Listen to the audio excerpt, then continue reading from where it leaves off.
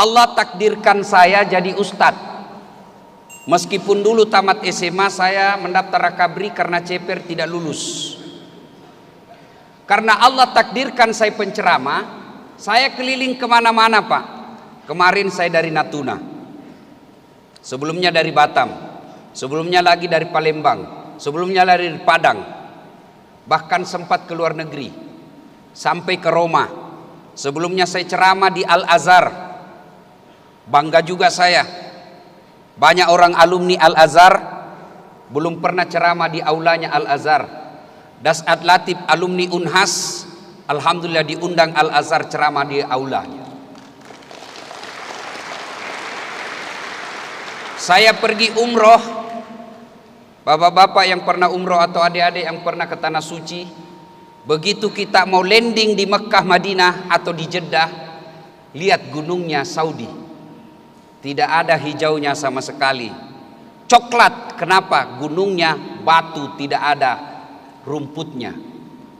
Maka mereka orang-orang Saudi datang ke Bogor, mengeluarkan duit sampai puluhan juta hanya untuk melihat gunung yang hijau. Di Indonesia, Bapak Ibu adik-adik sekalian yang cantik dan cakep-cakep ini, Anda mau lihat gunung tidak perlu keluar duit. Keluar saja dari rumahmu, kau sudah nampak gunung yang cantik. Orang Saudi datang, orang Amerika datang ke Indonesia, orang Australia, Eropa datang ke Bali hanya untuk melihat apa? Sawah yang bertingkat-tingkat. Mereka keluarkan duit sampai puluhan juta hanya untuk melihat sawah. Adik-adikku sekalian, Anda mau lihat sawah bertumpuk-tumpuk, bertingkat-tingkat, tidak perlu keluarkan duit. Cukup keluar dari rumah, tunjukkan saya di Indonesia kabupaten yang tidak ada sawahnya. Belum lagi sumber daya laut kita. Kemarin saya diberitahu oleh bupatinya Natuna, Ustadz, di sini ada ikan yang mahal namanya ikan Napoleon. 1 ekornya bisa 1 juta. Belum lagi lobster kita, belum lagi kayu kita, belum lagi sawit kita, belum lagi batu bara kita, belum lagi nikel kita, belum lagi emas kita yang di Papua. Luar biasa kekayaan Indonesia. Sepertinya tidak masuk akal kalau kita termasuk negara paling berutang di dunia. Itu dari segi sumber dayanya. Lalu bagaimana sebagai aktivis dakwah? Carikan saya negara yang paling enak beragamanya seperti Indonesia. Di Indonesia bandingkan Saudi. Di Saudi Anda mau ceramah, biar sarjana, biar alumni fikih, tapi kalau tidak dapat izin dari kerajaan, tidak mungkin kau bisa naik ke atas mimbar pidato. Lalu lihat Indonesia, artis yang baru taubat 3 bulan, tiba-tiba ceramai kita, kafir-kafirkan kita. Belum lagi kita bikin pesantren. Di Saudi tidak mungkin kalian bisa bebas bikin pesantren. Tidak usah Saudi deh, Malaysia tetangga kita, sama-sama Melayu. Apa gampang bikin pesantren? Tidak, harus seizin kerajaan. Di Indonesia kalian punya duit, punya rumah, kumpulkan anak 10-15 orang, jadi pesantren hafal Quran, suratnya di belakang urusan. Subhanallah. Inilah sebabnya sehingga orang tua kita dulu katakan Indonesia adalah serpihan emas, serpihan sorga yang ada di dunia. Inilah Indonesia, dari Sabang sampai Merauke. Coba lihat lagi Eropa, bahasanya. Bapak ke Inggris, satu aja bahasa di situ, bahasa Inggris. Coba ke Indonesia, ke Sulawesi Selatan saja Pak, yang satu provinsi sudah berapa bahasanya? Bugis. Bugis juga itu macam-macam logatnya. Pega ko boleh. Lain lagi tuh. Makutana. Lain lagi logatnya itu Pak. Pergi lagi ke Aceh, satu provinsi, satu kabupaten, beda lagi bahasanya. Itu baru bahasa. Belum lagi budayanya kita. Budaya kita lebih kaya lagi. Masya Allah. Inilah sehingga saya selalu katakan kepada teman-teman mubalik, tidak ada alasan bagi kita orang Indonesia untuk berhenti mencintai Republik Indonesia. Kenapa? Inilah negara yang paling hebat, yang menurut ulama-ulama dulu mengistilahkan baldatun thayyibatun wa rabbul ghafur. Tapi kenapa? Disuruh ngurus laut malah jadi bajak laut. Disuruh ngurus hutan malah menggunduli hutan. Disuruh ngurus pajak malah jadi pengemplang pajak. Disuruh ngurus hukum malah jadi mempermainkan hukum. Disuruh ngurusi birokrasi malah mempermainkan birokrasi. Kenapa? Karena kita salah mengurus negara kita. Lalu apa kaitannya dengan adik-adik ini? Masya Allah, adik-adik ini calon-calon, apa istilahnya tadi Pak Rektor? Praja. Saya tidak usah ajari apa itu praja. Kalian ini semua nanti akan jadi pamong praja, mengolah negara kita. Untuk mengolah negara kita yang cantik ini, Allah takdirkan kalian adalah calon-calon pengelola negara Republik Indonesia. Maka di tempat ini harus menempa diri. Bagaimana caranya? Pertama, syukurilah adik-adik bisa bekerja, bersekolah di sini. Jutaan rakyat Indonesia tamatan SMA yang mau masuk IPDN, tapi Allah takdirkan kalian yang Allah pilih. Maka jangan sia-siakan. Saya dulu kalau bayangkan yang namanya STPDN, anak emasnya Indonesia. IPDN anak emasnya Indonesia. Tolong angkat tangan di sini yang membayar ketika makan. Ada di sini kau bayar kalau kau mau makan siang? Ada. Di kampus saya, biar IP-mu 4,0, kau paling cerdas, masuk kau kantin harus kau bayar. Tidak mentang-mentang kau cerdas, kau mau gratis di sini. Kalian masuk kantin gratis, bos. Ayo, ada adik-adik di sini yang bayar baju itu, seragammu. Ada kau bayar pakai itu? Ada?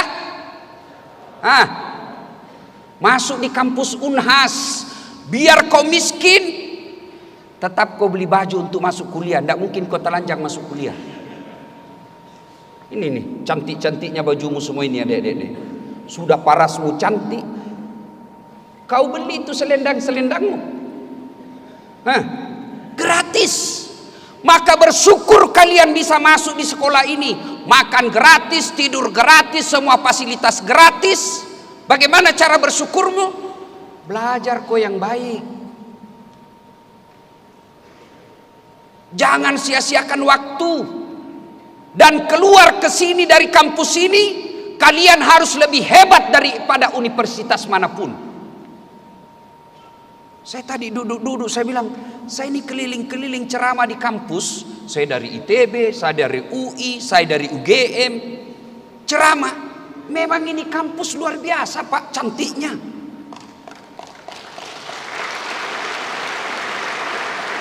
Maka saya bilang sama Pak Rektor tadi, tidak masuk akal saya kalau ada alumni IPDN jadi pejabat korup. Tidak masuk akal saya kalau ada alumni IPDN pesta narkoba. Kenapa? Kalian sudah diberi fasilitas oleh negara yang terbaik. Fasilitas apa? Fasilitas mengajar. Kampus saya tidak ada begininya, bos. Di auditoriumnya tidak ada. Masya Allah.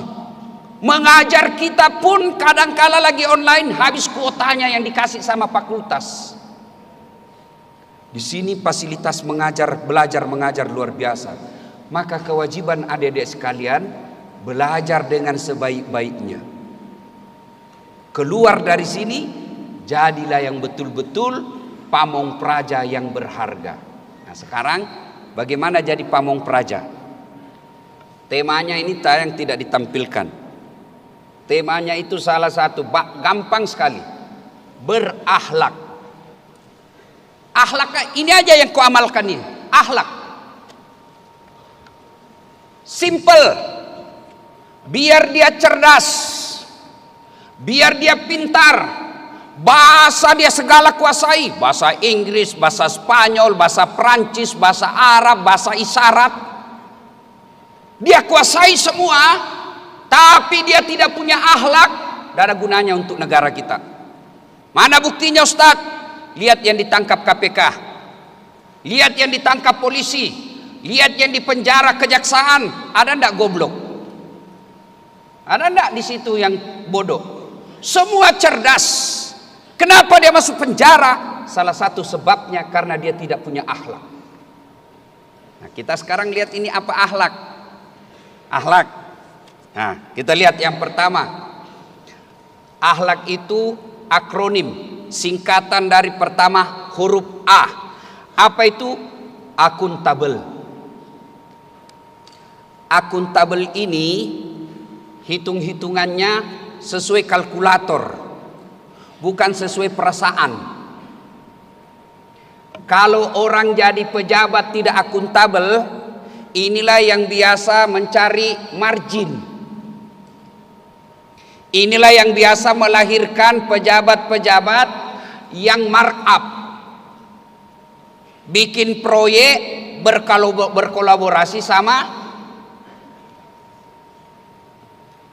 kontraktor. Adik-adik pernah dengar ceritanya kontraktor di akhirat? Pernah dengar cerita kontraktor di akhirat? Karena dia tidak akuntabel. SMS-anlah antara penghuni surga dan penghuni neraka. Dia bilang penghuni neraka, "Mas bro, bagaimana kabarmu di surga?" Dia bilang, "Boy, enak sekali di sini bos. 1 laki-laki 7 bidadari."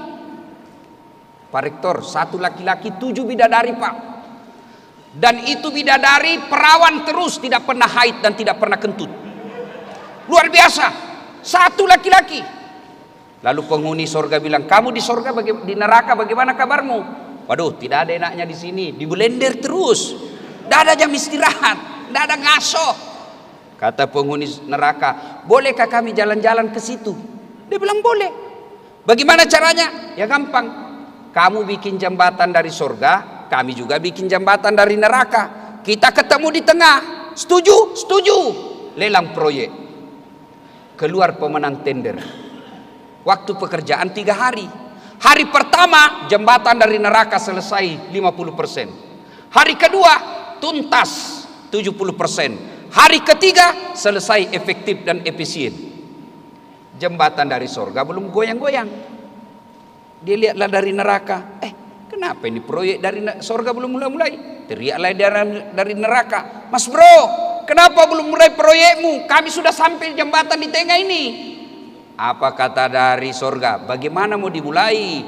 Pemborong, pengawas, kontraktor, panitia ada semua di situ."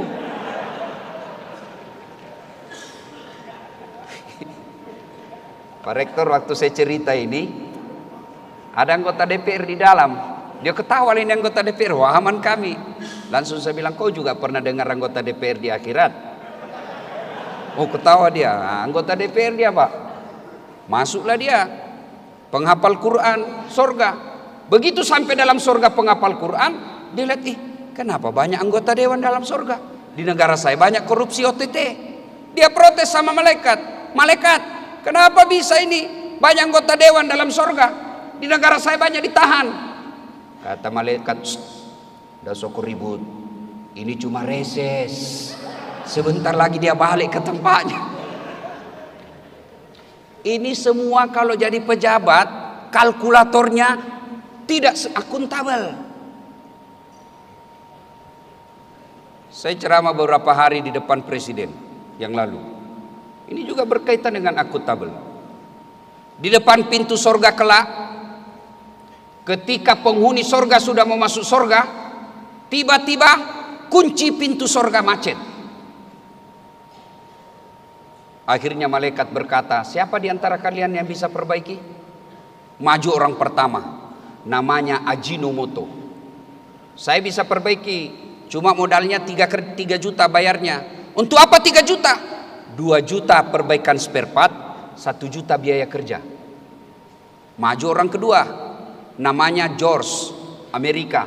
"Saya bisa lebih baik, cuma ongkosnya lebih besar." "Berapa?" 5 juta. Untuk apa 5 juta? 2 juta riset, mau ditahu apa penelitiannya, mau ditahu apa sebabnya. 2 juta pergantian spare part, 1 juta biaya kerja. Oh, maju orang ketiga. Saya bisa lebih baik dari ini Jepang sama Amerika. Siapa kamu? Broker. Cuma agak lebih mahal malaikat. Berapa? 15 juta. Untuk apa 15 juta? Jangan ribut malaikat. 5 juta untuk kamu, 5 juta untuk saya, 5 juta kasih orang Jepang kerja, masih untung dia 2 juta. Mental-mental birokrat seperti inilah yang merusak negara kita. Mental tukang bisi, mental broker. Anggota DPR dia kalau siang, malam jadi calo dan anggota broker. Itulah sebabnya Bapak Presiden menyadari kerusakan seperti ini, maka beliau dari pertama menjabat sebagai presiden, kampanye beliau, janji beliau, revolusi mental. Mental seperti ini. Maka adik-adik sekolah di sini, inilah perbaikan mental kita. Akhlak seperti ini yang pertama, akuntabel. Yang kedua, setelah huruf A ada K. Kompeten.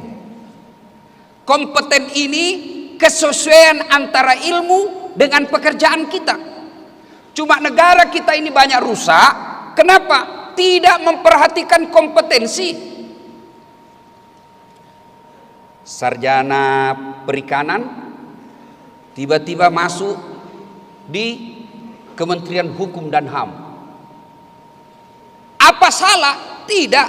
Tapi akan ada kehancuran, karena Nabi katakan siapa yang diberikan perkara tidak pada ahlinya, maka tunggu kehancurannya. Begitu juga dengan agama. Kalau dia tidak pernah belajar agama, tiba-tiba dia mau belajar agama, membahas agama, maka hancur. Maka kita lihat baru-baru kejadian, banyak tokoh agama berkomentar soal vaksin ini. Bukan salah, tetapi tidak kompeten. Kalau ahli agama bicara hadis, oke, saya sependapat. Ahli agama bicara fikih, memang pada tempatnya. Tapi kalau ada ahli agama berbicara tentang kandungan vaksin, saya kira tidak pada tempatnya. Lebih cocok orang-orang ahli kesehatan. Kompeten. Dan adik-adik sekalian, nanti menjadi lurah, menjadi camat, menjadi kepala dinas, menjadi asisten, maka disinilah dibentukan ilmu. Maka di tempat ini tempa kompetensimu dengan belajar sebaik-baiknya.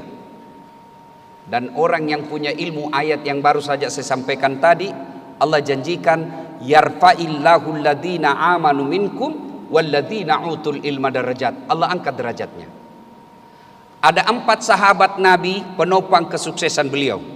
Dari 4 sahabat Nabi itu, satu diantaranya yang paling cerdas, bahkan Nabi akui sahabatku yang paling cerdas, Ali bin Abi Thalib. Maka Ali bin Abi Thalib pernah ditanya, ya Ali, kalau kau disodorkan antara harta dengan ilmu, kau pilih mana? Adik-adik sekalian, kalau saya tanya, kalau kalian disodorkan antara iPhone 13 Pro Max dengan kitab Durratun Nasihin, pilih mana? Pilih mana? Kitab. Pencitraan kau lagi. Ya, pasti pilih iPhone. Ali bin Abi Thalib, ya Ali, kalau kau disodorkan antara harta dengan ilmu, pilih mana? Ali bin Abi Thalib dengan mantap menjawab, saya pilih ilmu. Kenapa pilih ilmu ya Ali? Ada 3 kelebihan ilmu dibanding harta. Apa gerangan? 1, harta setengah mati kau jaga, ilmu dia yang jaga kamu. Contoh, saya ada duit 5 juta, saya masukin belek-belek. Orang di Makassar bilang kasih masuk di belek-belek, kaleng. Sudah itu kaleng, belek-belek itu kaleng digembok. Sudah 1 gemboknya. Kaleng ini saya masukkan lemari, gembok lagi lemari. Sudah berapa gemboknya, Dek? 2. Keluar kamar, saya gembok lagi kamar. Berapa gemboknya? 3. Keluar rumah, saya gembok lagi pintu. Berapa gemboknya? 4. Keluar pagar rumah, gembok lagi pagarnya. Berapa gemboknya? 5. Sampai di warung kopi hilang kuncinya. Setengah mati kita jaga, itu namanya duit. Tapi ilmu dia yang jaga kamu. Mana contohnya? Pak Rektor, seorang doktor diangkat menjadi rektor. Kemana-mana beliau dijaga. Di rumah beliau ada yang jaga, sekurit satpol, yang selalu saya istilahkan satpol PP, polisi setengah. Ya kan? Itu ada juga yang lebih hebat itu Pak sekarang, satpam. Pak Rektor dia bilang ini satpam sama saya. Alhamdulillah Ustaz, setelah seragam kami ini diganti dan seperti ini, alhamdulillah marwah dan harga diri kami naik. Kami dikira polisi. Saya bilang iya, kau rugikan polisi. Polisi dikira satpam. Nah, coba harta kita yang jaga, ilmu dia yang jaga kita. Satu, dua. Dengan ilmu kamu bisa dapat harta. Dengan harta belum tentu kau dapat ilmu. Contoh adik-adik sekalian, untuk masuk di IPDN ini kan harus punya ilmu, harus cerdas. Dengan ilmu yang kalian miliki, masuk di sini, alhamdulillah, semua gratis. Ternyata sekarang sudah beda.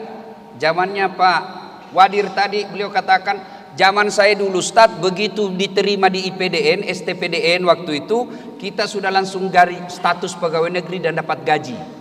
Sekarang ternyata tidak, nanti setelah selesai baru CPNS.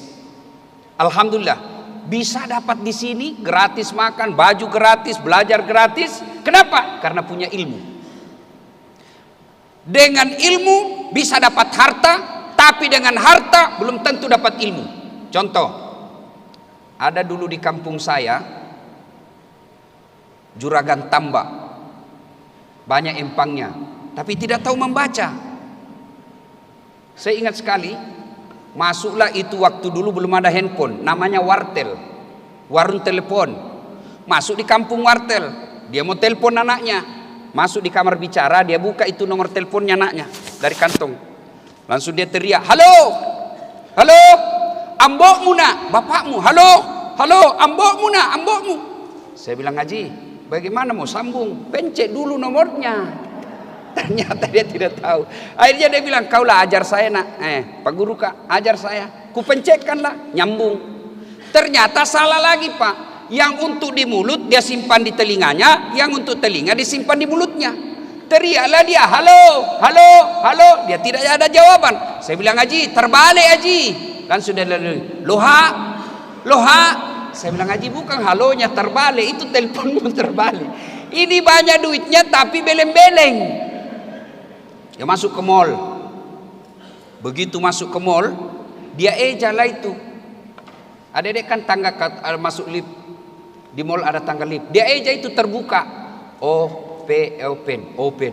Wih, dia bayangkan open pembikin kue di kampungnya. Wih, besarnya pembikin kuenya orang di Makassar. Tiba-tiba ada orang Tionghoa mau masuk. Begitu mau masuk dia bayangkan open kan panas. Woi, jangan kau masuk, panas, jangan masuk. Masuk dan orang Tionghoa. Selang beberapa saat tertutup. Beberapa saat kemudian terbuka. Keluar orang Afrika. Dia bilang, saya sudah bilang jangan kau masuk, hanguslah kau. Ini banyak duitnya tapi beleng-beleng. Ini dengan harta belum tentu dapat ilmu. Tapi dengan ilmu kau bisa dapat harta. Mana contohnya? Das Atlatif. Orang sekarang Pak kemana-mana mikir tiket mahal. Saya tidak pernah bingung soal tiket. Kenapa? Bukan saya yang beli. Siapa yang beli? Pak Rektor. Saya ke sini gratis. Hebatnya lagi, pergi tidak bawa uang, pulang bawa uang bos. Kenapa? Karena ilmu. Maka adik-adik sekalian, saat berada di sini, tempat ilmu kalian, belajar dan belajar. Boleh aja kita satu pangkat, boleh aja kita satu ruangan, boleh saja kita satu angkatan, tapi 5-10 tahun yang akan datang pasti berbeda-beda kau punya job sesuai dengan kemampuan ilmumu. Percaya itu. Tapi kalau malas belajar, sudahlah. Nah bilang orang Bugis, tama alu-alu. Begitu aja nanti nasibmu. Ketika orang sudah hebat, kalian karena tidak menempa diri, sia-sia. belajar. Nah, kelebihan yang pertama tadi dibanding harta. Satu, harta setengah mati kau jaga. Dua, ilmu dia yang jaga kamu. Yang kedua, dengan harta kau dapat ilmu, tapi dengan ilmu kau dapat harta, tapi dengan harta belum tentu dapat ilmu. Yang ketiga, kelebihan ilmu. Harta kau belanjakan berkurang, ilmu kau belanjakan bertambah. Saya punya duit 5 juta. Saya berikan teman saya 3 juta, duit saya pasti berkurang. Tapi begitu saya tahu ilmu, saya tahu Al-Fatihah, saya tahu teori-teori administrasi negara, saya transfer ke mahasiswa saya, tidak mungkin ilmuku hilang. Begitu saya sudah jelaskan, sudah saya jelaskan, hafal Al-Fatihah, hafal anak santri saya hafal. Begitu dia hafal, mana Al-Fatihahku? Hilang dari kepala. Tidak. Itulah disebut amal jariah. Maka adik-adik sekalian, Allah Subhanahu wa taala mengistimewakan ilmu ini ketika Allah berfirman, yarfa'illahu alladhina amanu minkum walladhina utul ilma darajat. Allah angkat derajatnya. Coba lihat, alhamdulillah. Ini motivasi, bukan mau takabur. Karena ilmu. Coba lihat, Allah angkat derajat saya. Meskipun saya terlambat datang dalam suatu acara, pasti duduk paling depan. Hari ini saya duduk dengan sampingnya rektor. Rektor lebih gagah dari saya akui. Rektor lebih gagah dari saya tidak gagah, tapi saya penuh pesona. Mana buktinya? Coba kalau saya ketemu dengan Pak Rektor jalan di mall, pasti yang diminta foto sama Pak Ustadz, foto dulu. Penuh pesona. Kenapa? Bukan karena saya gagah, tapi punya ilmu. Lalu apalagi yang Allah berikan saya hadiah? Alhamdulillah, dengan ilmu yang saya miliki, saya bisa keliling-keliling. Dan hadiah apalagi yang Allah berikan? Alhamdulillah, dengan ilmu yang saya miliki, sekarang penonton saya di YouTube untuk konten dakwah tidak ada kalah tinggi di Indonesia. Sudah lebih 200 juta. Kenapa? Karena ilmu. Maka adik-adik sekalian, belajar. Itulah sebabnya Rasulullah sallallahu alaihi wasallam pernah menegaskan, man arada dunya fa alaihi bil ilmi, wa man arada al akhirat fa alaihi bil ilmi, wa man arada huma fa alaihi bil ilmi. Siapa yang menghendaki dunianya harus dengan ilmu pengetahuan. Siapa yang menghendaki akhiratnya dengan ilmu pengetahuan. Dan siapa yang menghendaki dunia dan akhiratnya haruslah dengan ilmu pengetahuan. Orang bule mengatakan, knowledge is the best belong. Ilmu pengetahuan adalah harta yang terbaik sepanjang zaman. Coba, siapa yang menghendaki dunia dengan ilmu? Nah, itu tadi sudah dilihat. Dengan ilmu kita bisa dapat harta. Lalu siapa yang mendaki akhirat dengan ilmu? Contoh,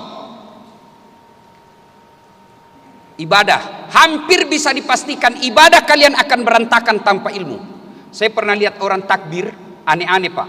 Begini dia caranya takbir deh. Allahu Akbar. Saya kekurangan saya kalau ada lihat sesuatu, saya tidak puas sebelum saya tanya. Saya tanya dia kayak kacamata dia takbir. Allah. Bos, apa artinya itu Pak? Dia bilang, saya tulis Allah. Ya kan? Allah Pak. Oh iya, apa dalilnya? Dia bilang tidak, nenekku yang ngajar Kak. Salah sudah itu. Kalau saya artikan juga Allahu Akbar 3-0. Ya kan? Ada lagi yang tanya saya, Ustadz, bagaimana berhubungan suami istri di bulan puasa? Kalau suami istri yang halal, malam boleh, siang tidak boleh. Tiba-tiba datanglah orang yang tidak belajar agama selama ini. Dia bilang, Ustadz, saya sudah 2 tahun, biar malam tidak bisa juga Ustadz. Saya kira malam juga tidak bisa. Saya bilang, ini karena beleng-beleng kok. Malam boleh, siang yang tidak boleh. Dia bilang, bagaimana kalau dengan pacar? Oh, siang malam tidak boleh. Ada yang tanya, Ustadz, ada anak mahasiswa, Ustadz, bagaimana hukumnya mimpi basah ketika Ramadan? Mimpi basah, mau tidur siang, mau tidur malam, kalau kau mimpi, batal puasamu? Tidak. Tapi begitu kau bangun, langsung mandi junub. Kalau mimpi basah. Kalau kau kreatif sendiri, ya batal. Ketawa ini anak muda semua ini. Ibu bapak saudara-saudara sekalian ya, yang sekarang harmonis. Dari akhlak itu akuntabel, kompeten, harmonis. Apa itu harmonis? Dia mampu hidup berdampingan, menciptakan kedamaian meskipun berbeda pendapat. Harmonisasi. Nah, di Indonesia ini Pak, tidak ada negara yang paling banyak perbedaannya seperti Republik Indonesia. Nah, adik-adik juga nanti kalau belajar agama, ya kan? Ini yang banyak rusak kita media dakwah kita ini karena tidak mau menerima perbedaan pendapat. Baru belajar agama 3 bulan, itu pun melalui YouTube, seolah-olah dia menjadi panitia hari kiamat. Ada kan begitu? Adik-adik sampai di Facebook, kalau adik-adik baca Facebook saya, ribut. Kenapa ribut? Saya dituduh Ustadz tidak sunnah. Apa kau dasat bicara-bicara sunnah? Kau tidak pelihara sunnah. Kenapa kau tuduh saya tidak pelihara sunnah? Buktinya kau tidak pelihara jenggot. Kalau mau tidak mau tumbuh, gara-gara jenggot saya dianggap tidak memelihara sunnah. Mau diapa kalau tidak mau tumbuh?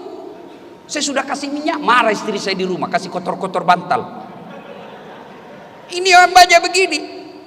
Adik-adik sekalian, seperti ada yang mengatakan yang baru-baru ribut. Kenapa? Karena ada sekelompok orang yang baru belajar agama mengatakan bahwa foto itu haram, lalu dia fotonya ulama yang dimuliakan di daerah situ, ulama yang dimuliakan di daerah itu dia bakar karena katakan foto haram.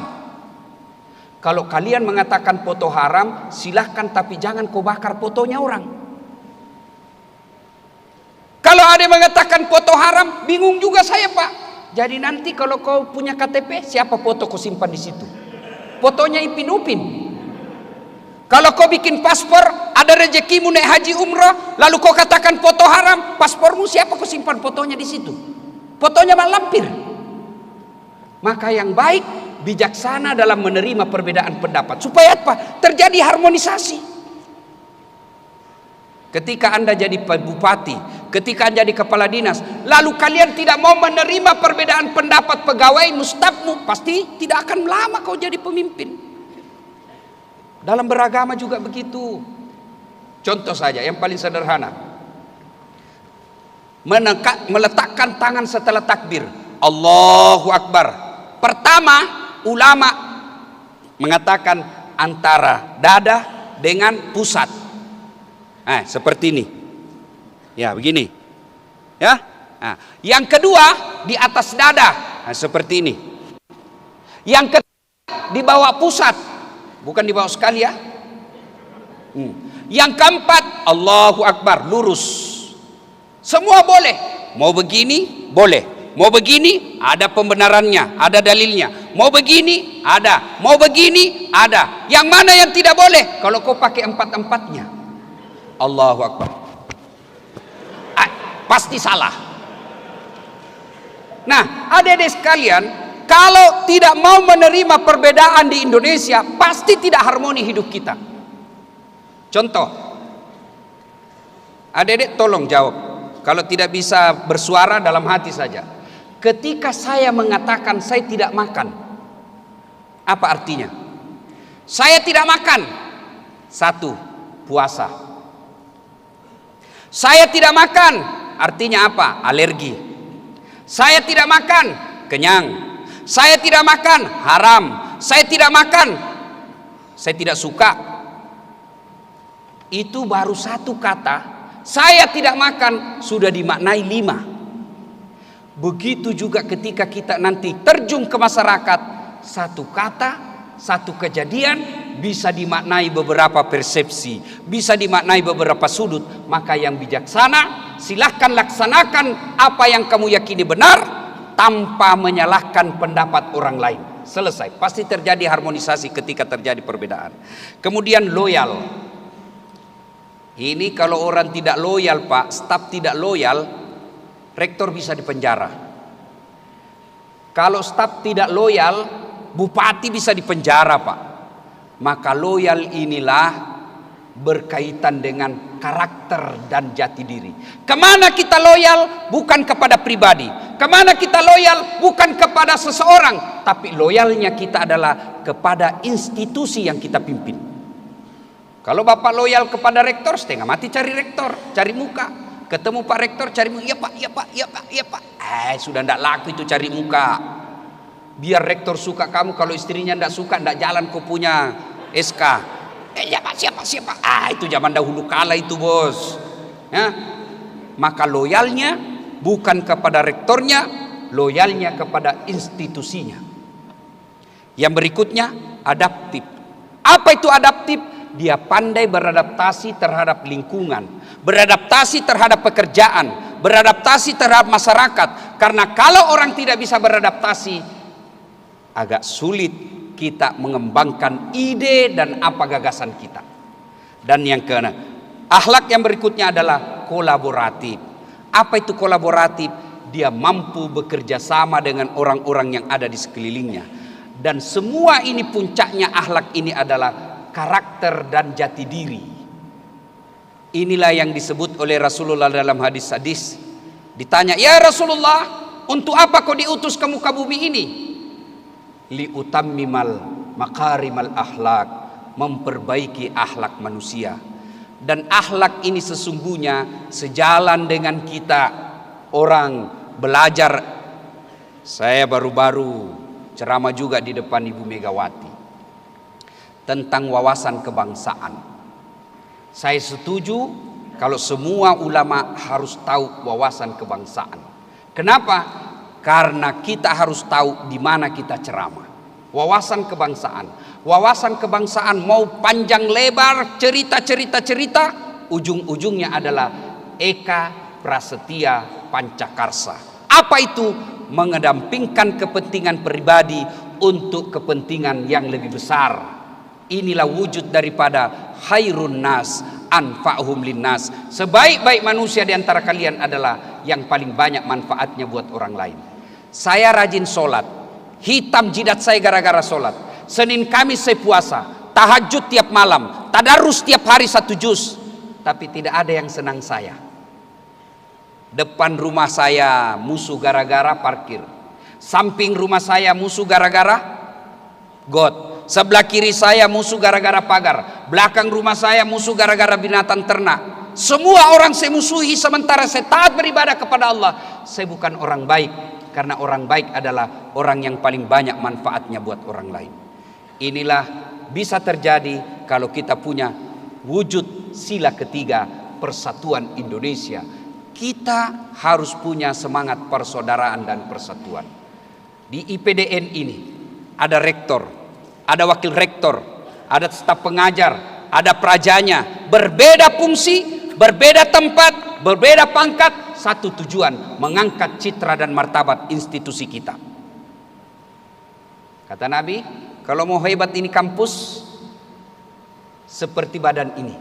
Coba lihat badan kita. Tangan kanan gatal tanpa disuruh kiri yang guru. Tangan kiri yang gatal tanpa diundang kanan yang garu. Gatal dua-duanya, kerjasama. Itu yang disebut wa'tasimu bihablillahi jami'an wa la tafarraqu. Berpegang teguhlah engkau pada tali persaudaraan agama Allah dan janganlah engkau bercerai-berai. Dan biasanya orang cerai-berai di kampus seperti ini satu, sangka buruk. Kenapa dia tiba-tiba naik pangkatnya? Kenapa dia punya job? Mentang-mentang dekat ini. Sangka baik, Pak. Sangka baik. Saya lebih dulu. Saya sudah 5 tahun di sini. Dia baru 2 tahun sudah dipromosi. Betul Bapak 5 tahun tapi otaknya Pentium 1. Lambat loading. Diperintah sama rektor. Sudah bikin surat? Sudah Pak, tinggal di print. Belum sudah namanya itu. Ada juga yang begitu Pak. Betul dia baru 2 tahun tapi otaknya Pentium 4. Prosesornya cepat, gambarnya jelas, suaranya nyaring. Sangka baik. Yang kedua,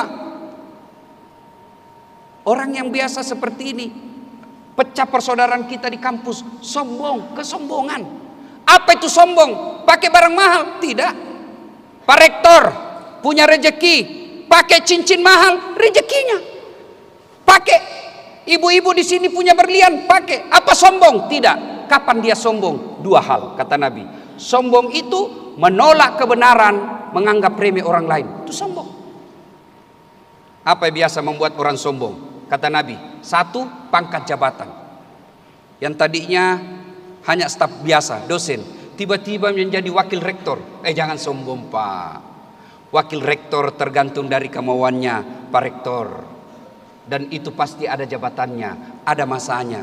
Mau sombong jadi rektor, ada pensiunnya Pak. Bapak bahkan kalau sudah pensiun masih mau pakai simbol-simbol rektor Pak, dibilangin orang sakit. Sombong seperti Dasat Latif. Mau sombong gara-gara ilmu, apa yang mau sombongkan? Saya bisa seperti ini sampai titik ini bukan karena saya jago, tapi karena ada yang nonton. Bayangkan kalau saya ceramah di sini 1 jam, bergebu-gebu, menggelora, tapi tidak ada penonton. Lewat orang, sudah lama sakit itu orang di dalam. Apa kita mau sombongkan? Ilmu, pangkat, jabatan biasa menyebabkan persaudaraan putus. Apalagi yang menyebabkan orang biasa bercerai-berai di kampus ini, gosip. Ini biasanya penyakitnya ibu-ibu, gibah. Dia tidak cerita, tapi matanya dong ada lewat. Ada yang begitu. Nah, adik-adik juga kalau kau gibah dosenmu, tidak bakal hebat itu ilmu. Saya biasa digibah sama dosen, anak mahasiswa saya. Begitu kita mengajar dia, tidak serasi bajunya dengan sarungnya. Menerangkan ibu gurunya, dia bilang, kau lihat itu bahasa keteknya. Begini memecah persaudaraan. Nah Bapak Ibu saudara-saudara sekalian, pada akhirnya untuk memperbaiki negara kita ini, selain menempa diri dengan SDM, yang paling penting adalah akhlak. Biar dia cerdas, biar dia brilian, tapi tidak punya akhlak, kita bisa lebih hina dari binatang. Itulah sebabnya Allah dalam Al-Quran menjelaskan, Bismillahirrahmanirrahim, wa thawa'un alaihim a'anzartahum am lam tunzirhum la yu'minun. Orang yang kotor hatinya berkaitan dengan akhlak, orang yang jorok pikirannya berkaitan dengan akhlak, orang yang tidak mau menerap kebenaran berkaitan dengan akhlak, mereka lebih hina dari binatang. Saya kasih contoh, kakak saya di kampung jual beli kambing. Kalau ada kambingnya tidak bagus, dia panggil penjaganya, jual itu kambing. Tidak laku, bawa kembali, potong, kita makan sama-sama. Kambing nakal, ganggu temannya, potong, makan sama-sama. Tapi kalau ada anak IPDN, dinasehati tidak mempan, diapai? Mukanya jelek, bau mulutnya, nakal pula, belen-belen lagi, suka ganggu orang, diapai bos? Dijual? Siapa mau beli? Dipotong? Siapa mau makan? Di penjara masih makan anggaran. Itulah yang disebut manusia yang tidak punya akhlak. Mereka lebih hina dari binatang. Dan kenapa Pak Rektor menghadirkan acara ini di tengah-tengah kita? Salah satu tujuannya agar keluaran dari IPDN ini punya akhlak yang baik, punya ilmu yang mapan. Dan sehingga bekerja nanti dia menjadi pamong praja yang bisa diteladani. Mudah-mudahan kehadiran kita di tempat ini bawa berkah, dan orang-orang yang berinisiasi untuk acara ini Allah angkat derajatnya, Allah bahagiakan rumah tangganya, dan Allah wujudkan segala cita-citanya. Demikian, terima kasih. Mudah-mudahan ada manfaat. Lebih dan kurangnya mohon dimaafkan.